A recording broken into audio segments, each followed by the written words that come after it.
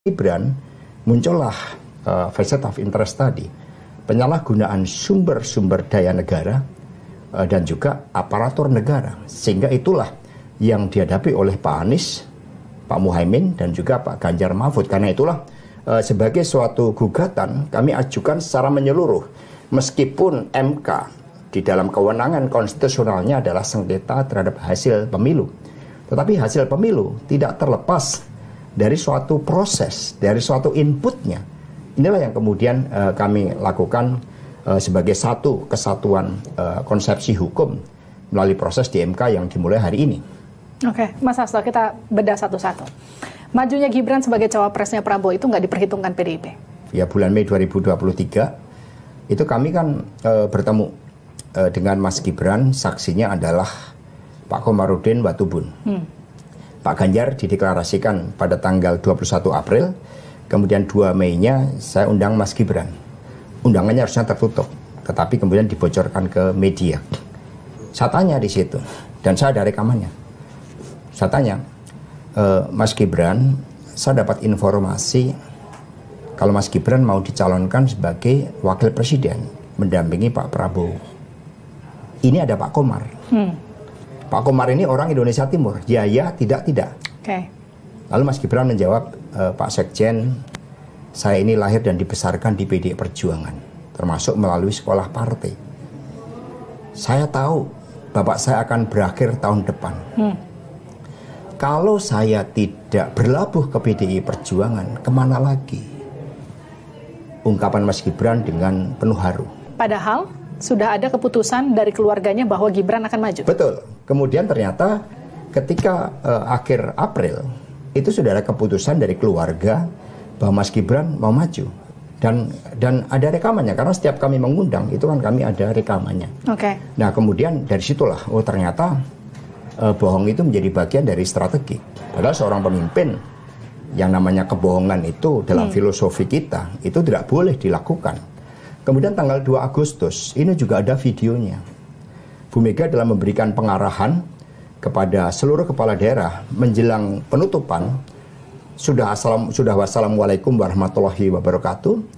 Ibu udah berdiri, tiba-tiba ibu duduk lagi. Loh, itu ada Mas Gibran dan Mas Bobi.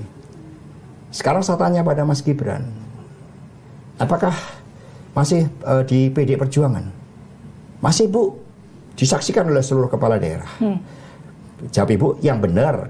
Nanti saya bilangin ke bapak loh.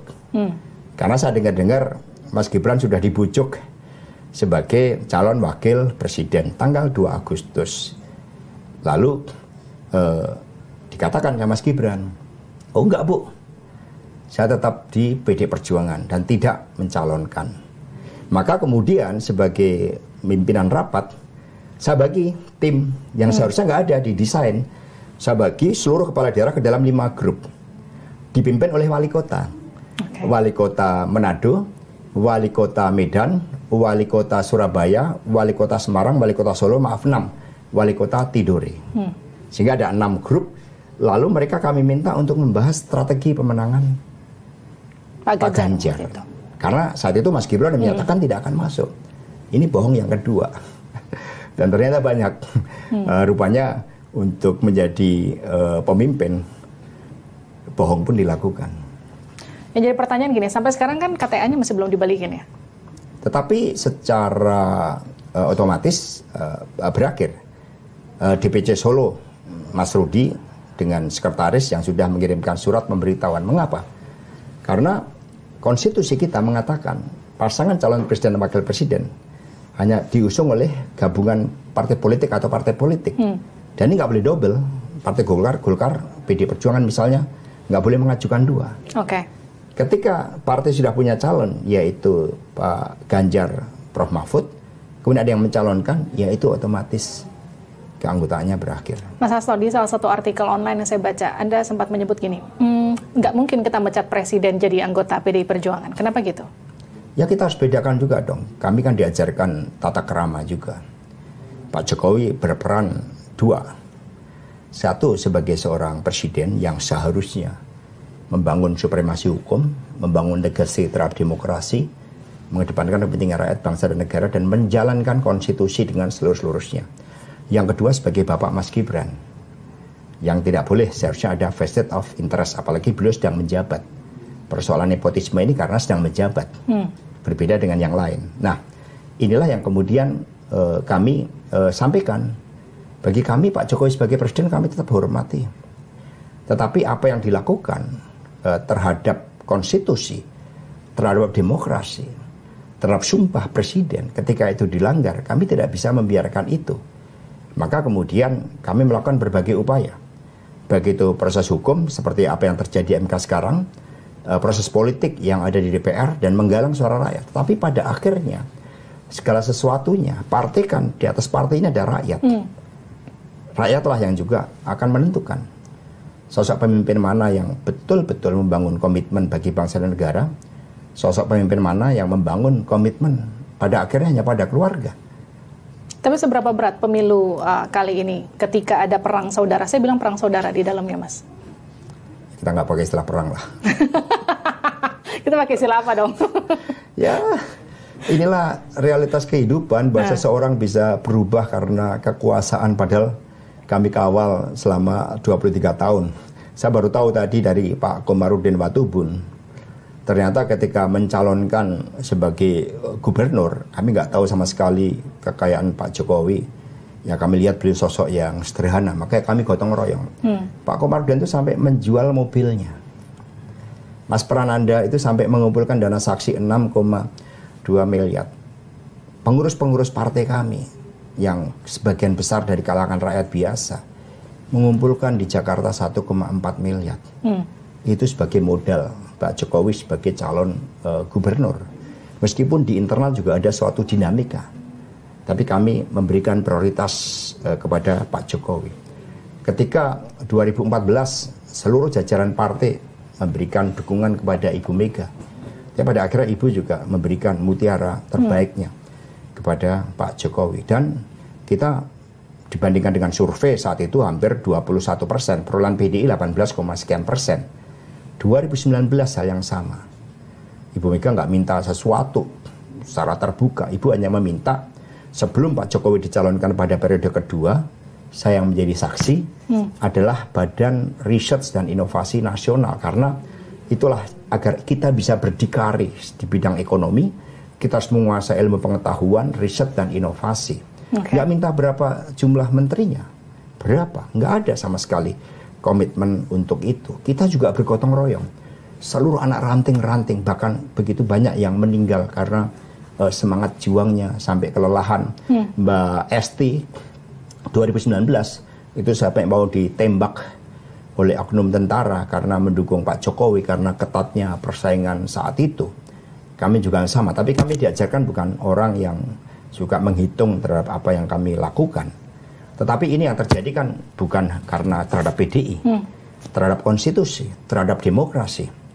Maka semengapa saya juga menyuarakan itu, karena agar apa yang telah dibangun dengan susah payah ketika kita masuk dalam sisi gelap kekuasaan pada zaman Orde Baru dan kita memulai zaman demokrasi, itu tidak terjadi lagi berbagai persoalan-persoalan yang mematikan demokrasi, the darkness of the Indonesian democracy. Gini, Mas Hasto, di 2014 saya pernah dengar Bu Mega saat itu kan ragu sekali untuk memajukan Pak Jokowi sebagai presiden. Anda salah satu orang yang meyakinkan Bu Mega bahwa Pak Jokowi itu adalah orang yang layak dimajukan PDI Perjuangan sebagai presiden. Dan setelah ini semua terjadi, Anda menyesal nggak? Ibu Mega nggak pernah ragu. Hanya Ibu Mega akan melakukan suatu kontemplasi. Melihat bagaimana kehendak rakyat itu. Yang saat itu mau tidak mau, ya kita melihat secara objektif bahwa pemimpin perempuan di Republik ini masih menghadapi persoalan karena aspek budaya, agama, dan sebagainya. Berbagai constraint itu yang kami lihat. Maka kemudian saya mengajukan proposal saat itu ke Pak Jokowi dan Ibu Mega. Saya tulis, masih ada tulisannya sekarang. Bagaimana Ibu Mega sebagai presiden, Pak Jokowi sebagai wakil presiden. Saya bilang sama Pak Jokowi, ini tertulis. Pak Jokowi 5 tahun pertama itu sebagai semacam acting presiden. Lalu Bu Mega sebagai presiden yang membidangi luar negeri dan pertahanan. Ekonomi day-to-day government-nya itu adalah Pak Jokowi. Sama dengan Ibu Mega ketika zaman Gus Dur. Lalu 2 periode selanjutnya baru Pak Jokowi menjadi the real presiden.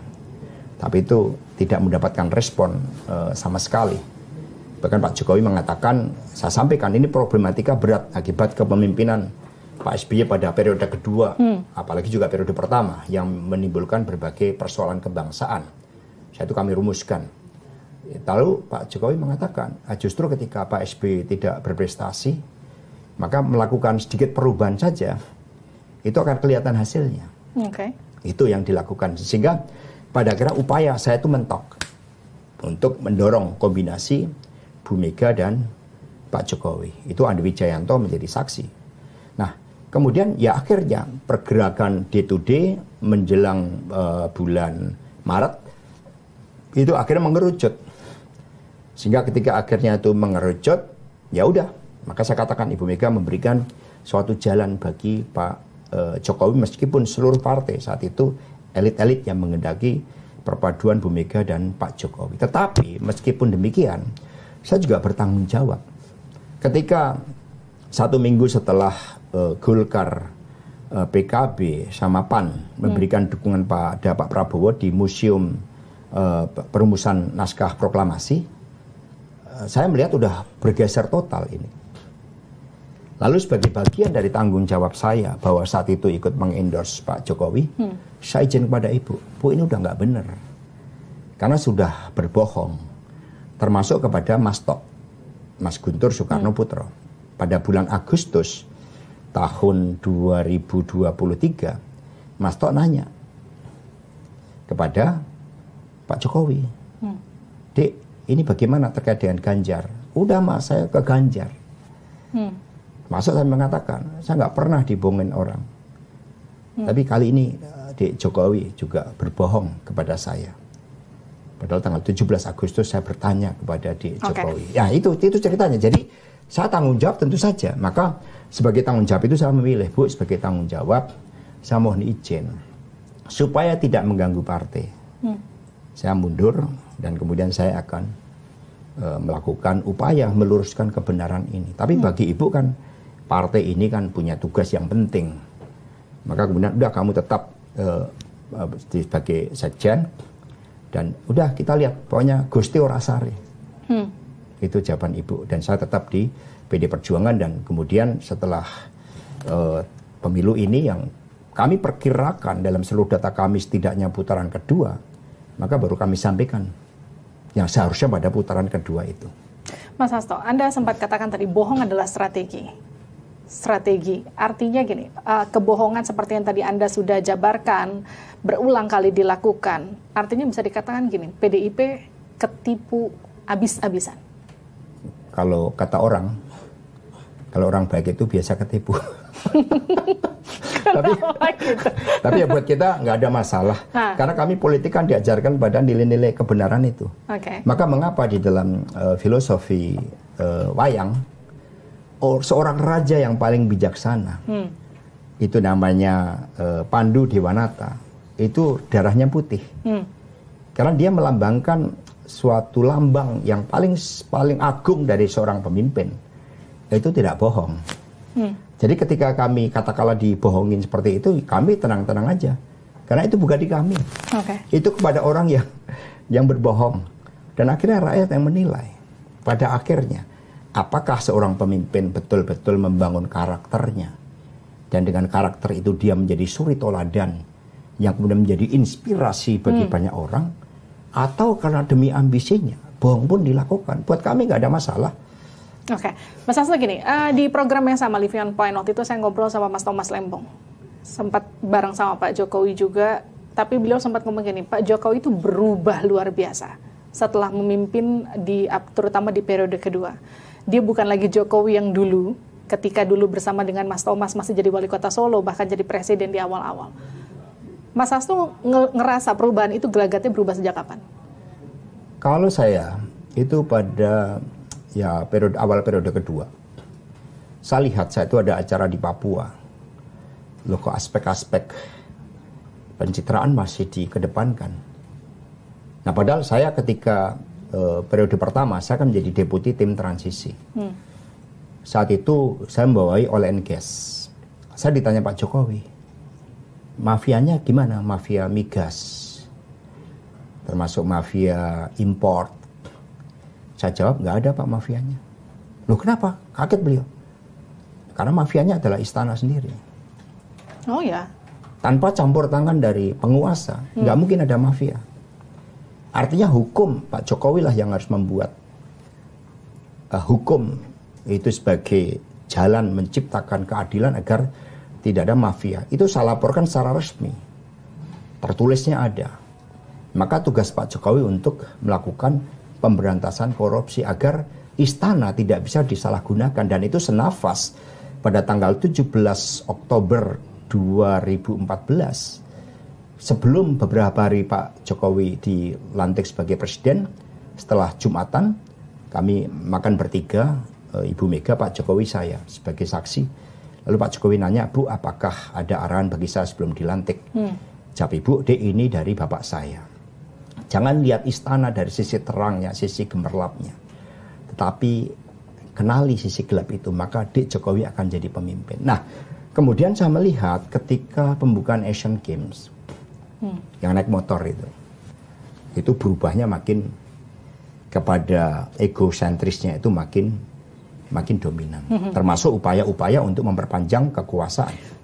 Di 2014, 2019, taruhlah sekarang hubungan Bu Mega dengan Pak Jokowi, saya bisa katakan sangat berantakan ya, Mas Hasto. Tapi Bu Mega dulu kan sempat, kalau dikatakan tadi, strategi, berbohong adalah strategi. Mungkin kekecewaannya luar biasa, tapi kalau dibandingkan dengan dulu zamannya Pak SBY, hubungannya lebih berantakan mana? Ya, kami, itu bukan diksi kami ya, berantakan itu ya. Ya, hubungannya untuk bangsa dan negara, baik-baik saja. Baik-baik saja? Untuk bangsa dan negara. Masih berkomunikasi? Karena kami menempatkan itu di atas segalanya, termasuk mengapa menteri-menteri PDI Perjuangan masih berada di dalam pemerintahan. Yang lebih fundamental bagi kami adalah pengkhianatan terhadap konstitusi dan demokrasi. Padahal seorang presiden bersumpah untuk menjalankan konstitusi dengan seluruh-seluruhnya. Ya. Kalau terhadap PDI Perjuangan, kan biasa dinamika organisasi. Toh akhirnya juga kebenaran akan terungkap. Nah, sehingga yang lebih kami persoalkan adalah bahwa ini udah menyentuh keadilan, menyentuh demokrasi yang berkedaulatan rakyat yang menjadi ancaman bagi demokrasi ke depan. Tentu jangankan Ibu Mega, kami udah merasa kalau kita perasaan kita. Tapi kan kita diajarkan pentingnya kedewasaan dalam politik dan kesabaran revolusioner. Siapapun yang menyalahgunakan kekuasaan, apalagi pada ambisi hanya untuk keluarga, ada nilai-nilai Satyam Eva Jayate, kebenaran pasti akan menang.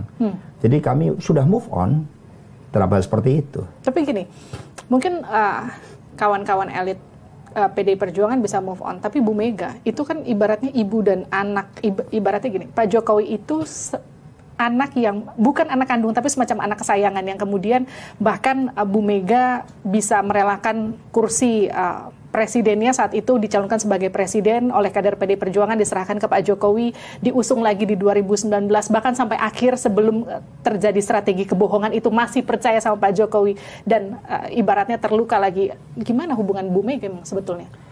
Ya, sebenarnya justru kami yang bilang, udah Ibu, udah seperti ini Pak Jokowi. Lalu ketika kami mau merespon, ya biasa kan, kadang-kadang kita ini kan fighter. Apalagi untuk membela konstitusi dan demokrasi dari rakyat agar ke depan tidak ada lagi penyalahgunaan kekuasaan atas nama dan alasan apapun. Tapi Bu Mega mengatakan bahwa kekuasaan bisa merubah seseorang. Sabar gitu. Ketika Pak Rudi bertemu dengan Ibu Mega, kurang apa itu perasaannya? Kita semuanya perasaannya sudah tidak bisa diungkapkan dengan kata-kata. Livi bisa bayangkan 23 tahun, ya kecuali 23 tahun kami hanya menggali manfaat. Kami berjuang, kami menjaga, menjadi benteng, dan hal-hal negatif itu sering ditimpakan kepada Ibu Mega dan PDI Perjuangan. Hal yang positif diambil oleh Pak Jokowi. Itu pun kalau selama bangsa ini bagus. Tapi pada akhirnya kan kita melihat bahwa nasib bangsa ini dipertaruhkan ke depan, apalagi sekarang misalnya kekuatan-kekuatan oligarki itu berbicara dan kemudian dibiarkan, supremasi hukum terutama. Bahkan kemudian saya baca-baca buku ini, saya teringat pernyataan dari Lee Kuan Yew ketika pisah dari Malaysia. Beliau kan menangis, lalu mengatakan kata-kata yang penuh filosofis bahwa jawaban dari seluruh persoalan, karena Singapura terdiri orang India, orang Melayu, kemudian Cina, yang tiga-tiganya itu punya karakternya masing-masing yang tidak memberikan energi positif saat itu. Tapi akhirnya jawabannya adalah supremasi hukum. Nah saat ini supremasi hukum kan betul-betul turun ke titik nadir. Bahkan kita hampir sudah di bawahnya India.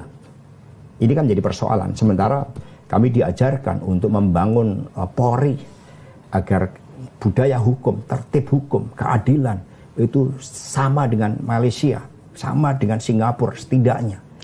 Dan kemudian TNI Polri kita juga, TNI kita menjadi penjaga kekuatan pertahanan yang disegani dunia internasional. Jadi kami melihat secara organisasi, bukan orang per orang. Tapi ini kan kemudian melalui pemilu 2024 itu semua menjadi persoalan. Jadi kesedihan kami di situ.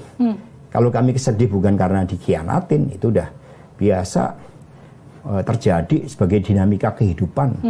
Tetapi yang kami sedihkan, yang Ibu Mega bersedih, kalau kami boleh katakan kami semua menangis, itu ketika nasib bangsa dipertaruhkan karena ambisi. Nah, pengkhianatan terhadap PDIP bisa dikatakan pengkhianatan terhadap demokrasi. Sekarang ada gugatan ke MK. Tapi kan kita juga sama-sama tahu, MK juga yang mengabulkan dan meloloskan Gibran kemarin masuk di Pilpres. Percaya dengan produknya? Maaf kalau saya tanya itu ya.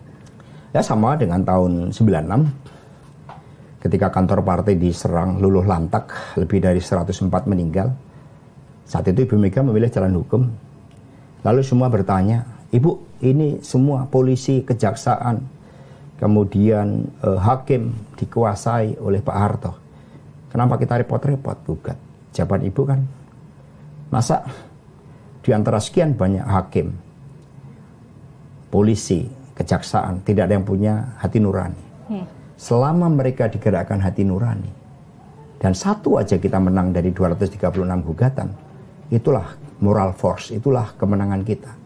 Maka kami melihat dari pidato tadi Pak Ganjar, Prof. Mahfud, di MK tadi pada pengantarnya, Hakim MK, 9 hakim MK ini kan didesain untuk punya sikap kenegarawanan, untuk mengepentingkan kepentingan bangsa dan negara, untuk melihat pemilu bukan pada hasil tetapi prosesnya. Ketika mereka semua mengingkari, ini tanggung jawabnya ke Tuhan. Sekiranya tanggung jawab itu akan dibawa dengan membiarkan kerusakan demokrasi, kemudian pengkerdilan terhadap suara rakyat, maka akan menjadi beban dari tidak hanya 9 hakim, tetapi juga bagi bangsa ini ke depan. Sehingga ke depan seperti nggak ada pemilu lagi, nggak akan ada pilkada lagi, semuanya sudah diatur. Ini pun semua sudah bisa diatur dari depan melalui penggunaan instrumen negara dan sumber daya negara yang sangat luar biasa. Jadi kami diajarkan pada keyakinan, bahwa ketika kami kokoh berdiri pada keyakinan, maka kebenaran akan menemukan jalannya. Dan itu ada kesabaran revolusioner. Yes, itu kesabaran revolusioner. Yang jadi pertanyaan gini, kalau memang ternyata meskipun kita nggak boleh pesimis ya dengan hasilnya, apa yang digugat itu nggak sesuai dengan harapan, gimana Mas? Loh, kami sesuai dengan harapan bahwa setidaknya pemilu ini 2 putaran.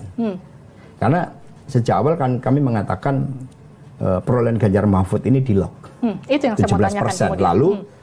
Lalu partai-partai pendukung Ganjar Mahfud sebagai suatu pembelajaran agar ke depan tunduk pada kekuasaan, dikerdil-kerdilkan yang ancamannya pada P3. Maka saya katakan Pak Jokowi ini bisa tercatat sebagai presiden yang memiliki legacy buruk. Tidak hanya masalah demokrasi, tetapi juga menghilangkan sejarah partai Ka'bah yang menjadi suatu gambaran kehidupan politik kita sejak sebelum merdeka.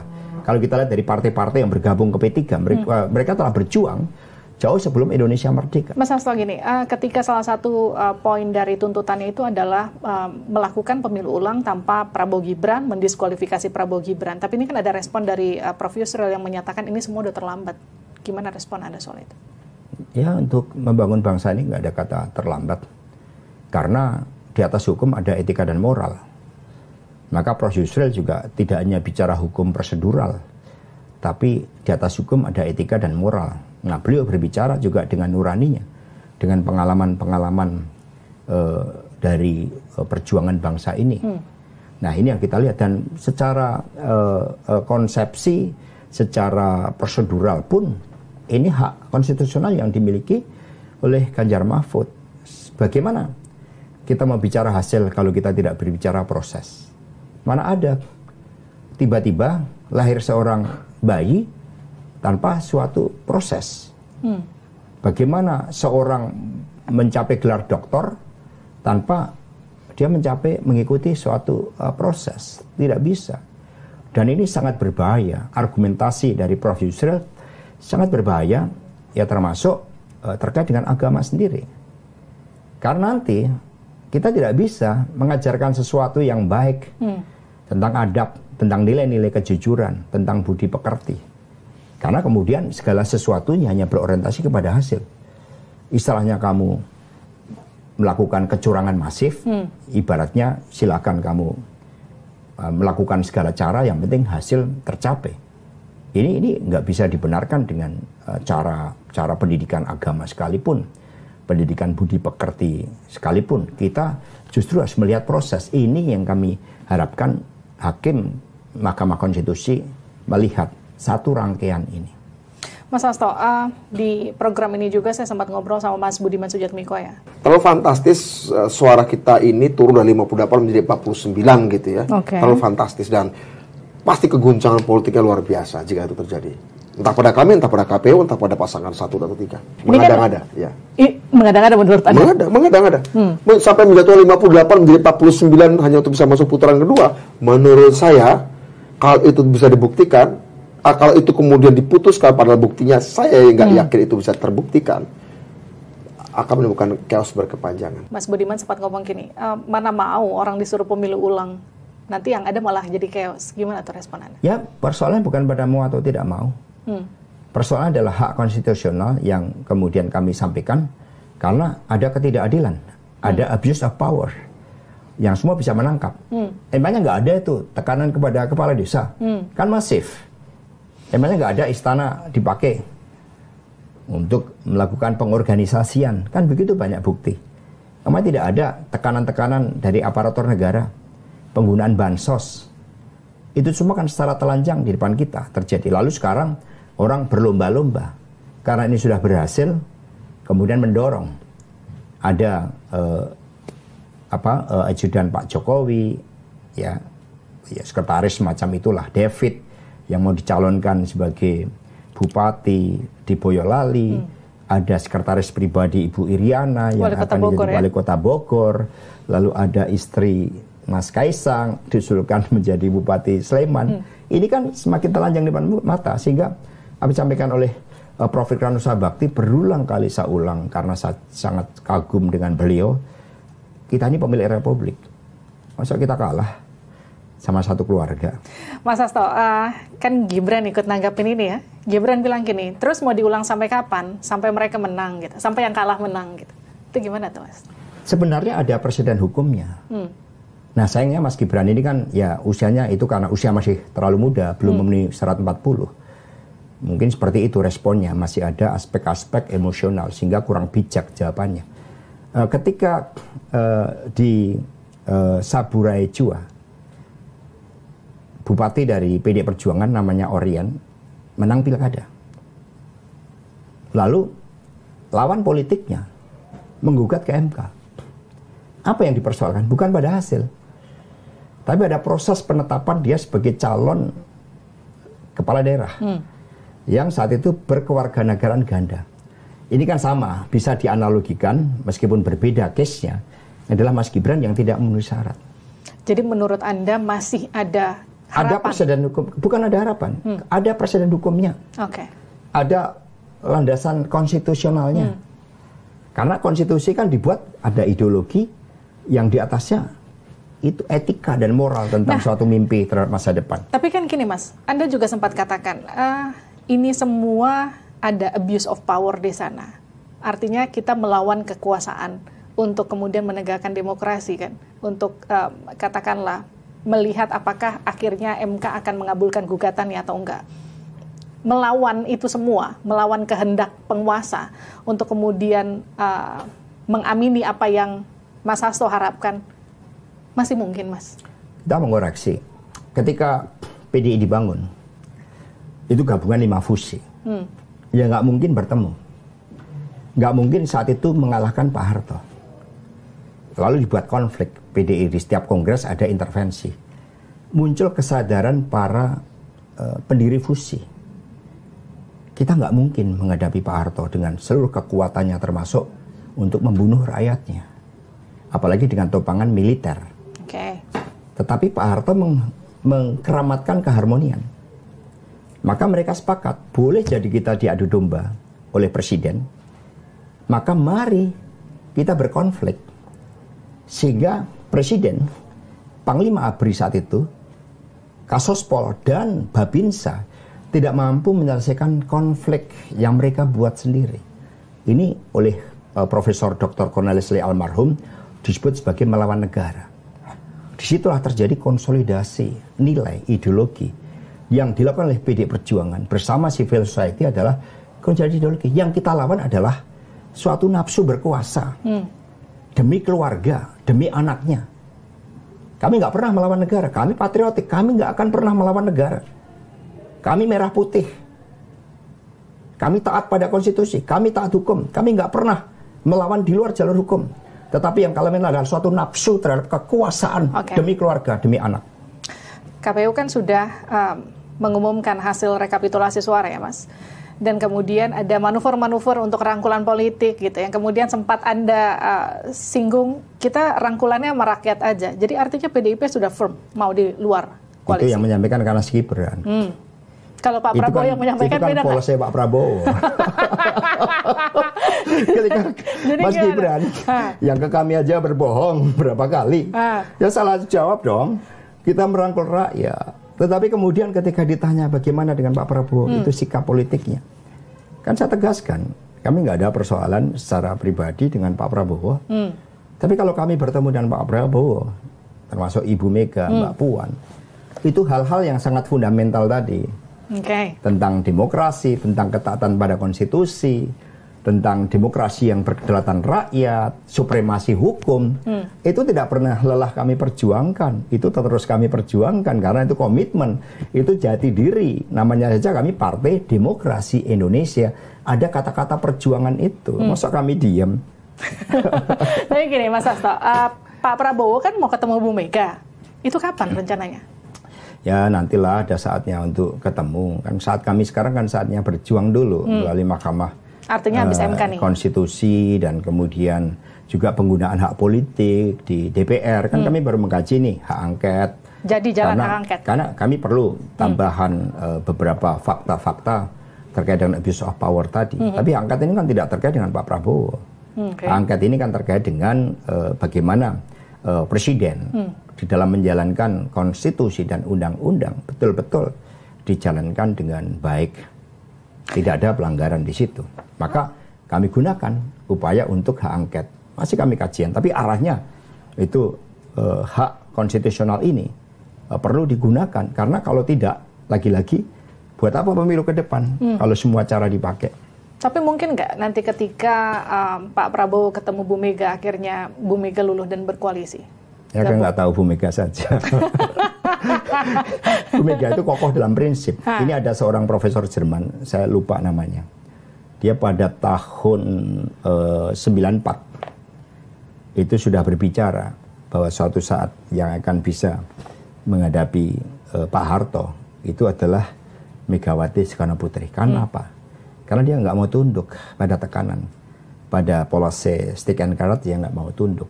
Ibu Mega punya prinsip, dan Ibu Mega itu nggak mau dikasih gula-gula. Beliau mengambil keputusan itu dengan kontemplasi. Ya, dan kemudian melihat dialektika yang ada dan tidak menempatkan dirinya sebagai sentral, tetapi rakyat, bangsa dan negara sebagai sentral. Itu cara Bu Mega mengambil keputusan. Jadi jangan diragukan kalau urusan keteguhan Ibu Mega. Gini, kalau Anda melihatnya, ketika memang betul misalnya gugatan itu kemudian ditolak dan betul nanti dilantik dan ada kita kan katakan sekarang gini, 01 dan 03 sedang berjuang bersama. Terus kemudian sekarang kan sudah mulai ada manuver-manuver untuk melobi kanan kiri, ada pertemuan antara Pak Surya Paloh dengan Pak Prabowo, mungkin saja dengan ketum-ketum yang lain, setelah ini Bu Mega mungkin salah satunya yang juga ikut dilobi. Ditinggalkan untuk berjuang sendiri PDI Perjuangan pada akhirnya, itu nggak masalah buat PDI Perjuangan? Kami diajarkan oleh Bung Karno, karena Bung Karno menjadi sentral sama Bu Mega. Tapi ideolog utama kami adalah Bung Karno. Ketika di dalam menghadapi perjuangan, maka yang terpenting adalah persatuan dengan rakyat. Persatuan dan rakyat adalah senjata yang paling hebat. For fighting a nation, there is no journey end. Ini yang dicakap oleh Bung Karno. Dan juga suatu keyakinan seperti Satyam Eva Jayate tadi. Jadi yang penting itu, jati diri PDI ke sana. Toh pengalaman 2004, 2009, kami bisa memberikan suatu kontribusi yang diakui di dalam meningkatkan kualitas demokrasi. Meskipun sekarang indeks demokrasi kita lebih rendah dibanding ketika kita awal memasuki reformasi pada tahun 99. Jadi dialog tetap perlu, karena politik ini mengandung esensi dialog.